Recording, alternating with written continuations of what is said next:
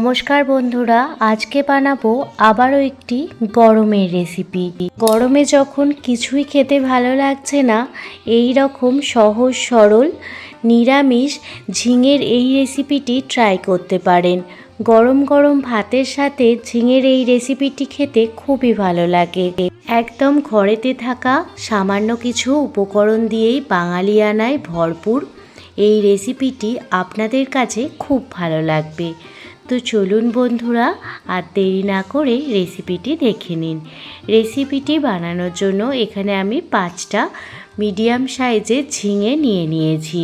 প্রথমে ঝিঙেগুলো দেখুন এইভাবে কেটে নিয়েছি। মাঝখান থেকে ঝিঙেগুলো কেটে নিয়ে একটু বড় বড় সাইজ করে কেটে নিয়েছি। এবার মিক্সার গ্রাইন্ডারে একটি মশলা বানাবো। তার জন্য নিয়েছি 4 থেকে 5টা আদার টুকরো, 2টো কাঁচা লঙ্কা, নিয়েছি 2 চামচ পরিমাণ পোস্ত,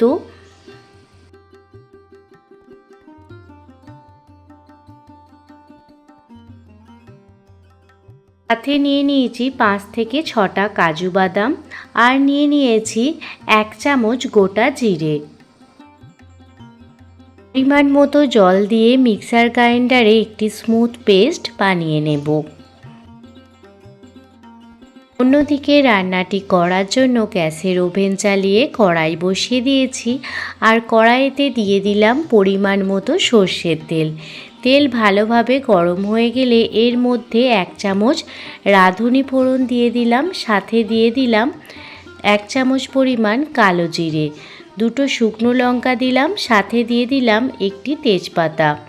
ফোড়ন ভালোভাবে ভাজা হয়ে গেলে, ফোড়ন থেকে সুগন্ধ বের হতে শুরু করলে মাঝখান থেকে মিডিয়াম সাইজ করে কেটে রাখা ঝিঙেগুলো দিয়ে দিলাম। গ্যাসের ফ্লেম মিডিয়ামে রেখে ঝিঙেগুলো প্রথমে 3 থেকে 4 মিনিট ভালোভাবে ভেজে নেব।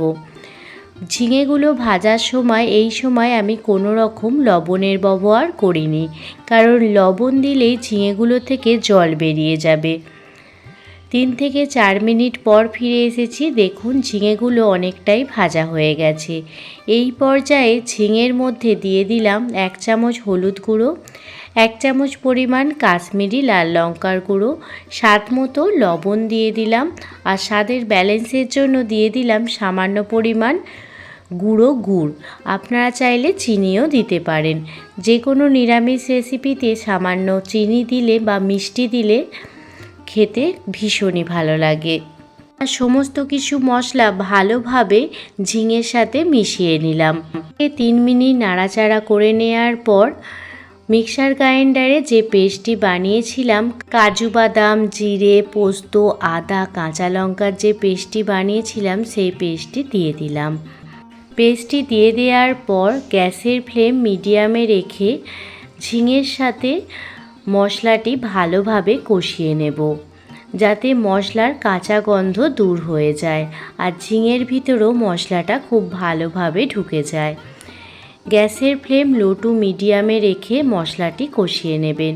যেহেতু এতে কাজু বাদাম দেয়া আছে, গ্যাসের ফ্লেম হাই করে রাখবেন না, তাহলে নিচে লেগে যাওয়ার সম্ভাবনা থাকবে।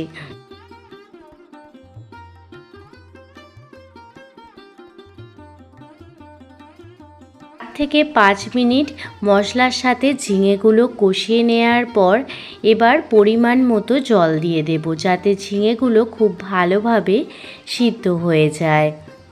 আপনারা তো ঝিঙের অনেক রকম রেসিপি খেয়েছেন, এই গরমে একবার হলেও ঝিঙের এই রেসিপিটি ট্রাই করে দেখতে পারেন।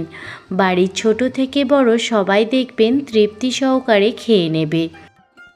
ঝিঙের সঙ্গে মশলাটা খুব ভালোভাবে কষানো হয়ে গেছে।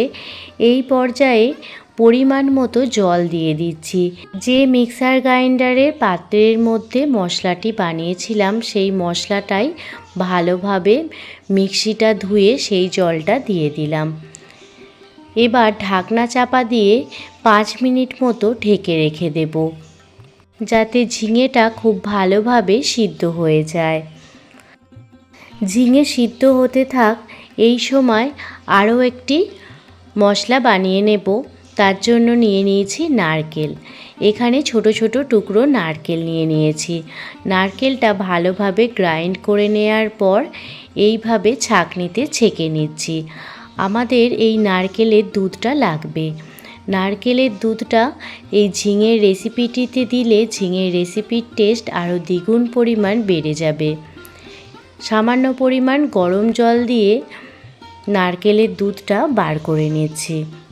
অন্যদিকে 4 থেকে 5 মিনিট পর ফিরে এসেছি আর আপনাদের দেখাচ্ছি। দেখুন, ঝিঙেও খুব সুন্দরভাবে সিদ্ধ হয়ে গেছে। ঝিঙের সাথে মশলা একদমই মিলেমিশে গেছে। একদম শেষ পর্যায়ে নারকেলের দুধটা দিতে হবে।